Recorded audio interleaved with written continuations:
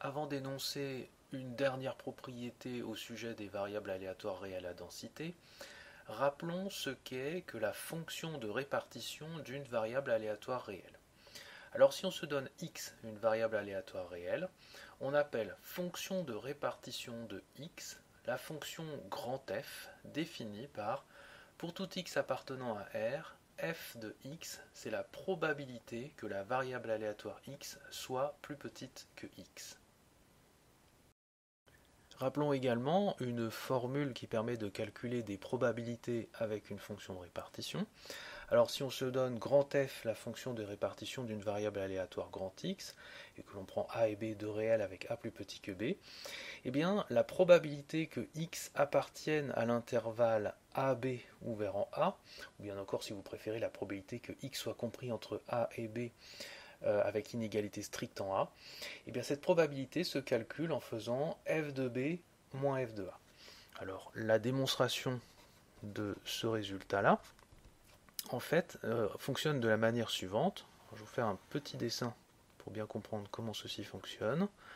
On va prendre A et B, et on va s'intéresser à f de B.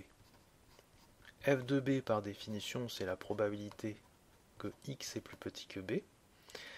Mais dire que x est plus petit que b, c'est dire que soit x est dans cet intervalle-là, c'est-à-dire plus petit que a, ou bien que x est dans cet intervalle-là, c'est-à-dire dans a ouvert, b fermé. Donc on peut dire que ceci, c'est la probabilité que soit x est plus petit que a, ou x appartient à l'intervalle ouvert en a, fermé en b. Maintenant, ces deux événements ici sont disjoints. Donc on peut casser la probabilité, ça nous donne la probabilité que x est plus petit que a, plus la probabilité que x appartient à l'intervalle AB ouvert en A. Et ici, eh bien, on reconnaît f de a. Donc ça nous donne f de a plus probabilité que x appartient à l'intervalle AB ouvert en A. Et ceci vaut f de b. Maintenant, eh bien, nous allons passer le f de a de l'autre côté de l'équation et nous allons trouver une formule pour cette probabilité. Donc, probabilité que x appartient à l'intervalle AB ouvert en A, c'est en fait égal à f de b moins f de a, et on vient de démontrer la formule de la proposition. De la dernière propriété, nous pouvons tirer une formule qui sera cette fois-ci valable pour les variables aléatoires réelles à densité, qui dit que si x est une variable aléatoire réelle à densité, deux fonctions de répartition grand F, et si vous prenez a et b deux réels avec a plus petit que b, eh bien la probabilité que x soit dans l'intervalle fermé à b peut se calculer par la formule f de b moins f de a.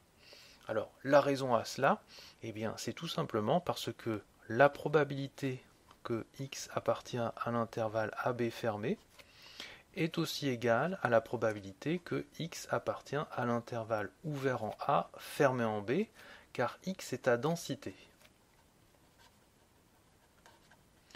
Et nous avons vu que pour calculer cette probabilité-là, eh bien, il suffisait de faire grand F de B moins grand F de A. Et ceci démontre la formule du corollaire. Dans un but pratique, je vous propose que nous visualisions cette formule en regardant les aires sous la densité de la variable aléatoire x. Alors je vous ai remis ici la formule que l'on a établie et j'ai retransformé les fonctions de répartition en les probabilités correspondantes, ce qui sera plus facile à visualiser. Alors, examinons la probabilité que x est dans AB. Donc, comme x est une variable aléatoire à densité, on peut visualiser ceci en regardant l'aire qui se trouve sous la courbe entre A et B.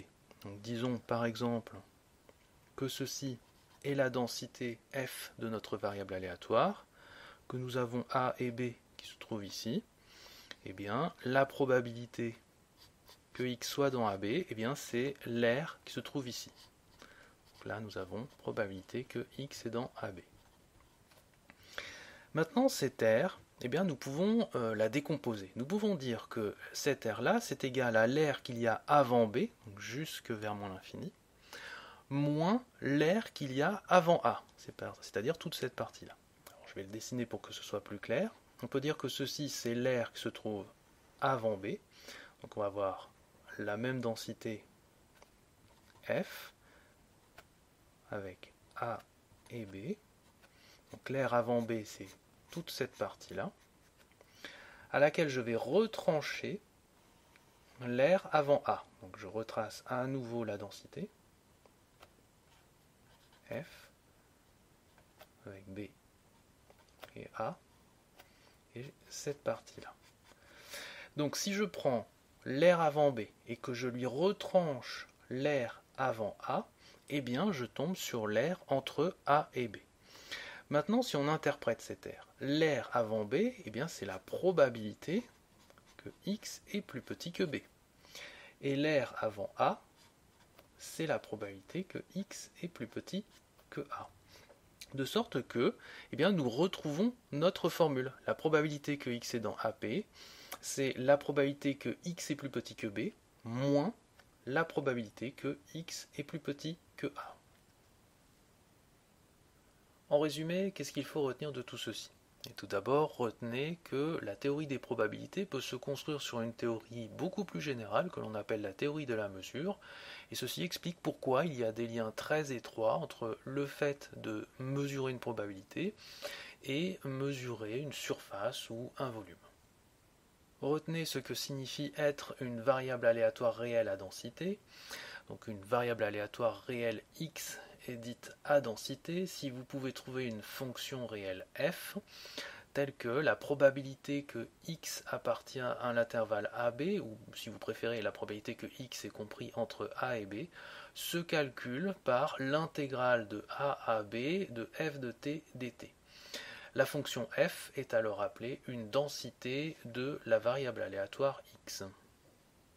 Retenez que si x est une variable aléatoire réelle à densité, alors la probabilité que x prenne une seule valeur est égale à 0. Et retenez que la probabilité que x soit dans un intervalle AB ne changera pas que vous preniez oui ou non les bords de cet intervalle.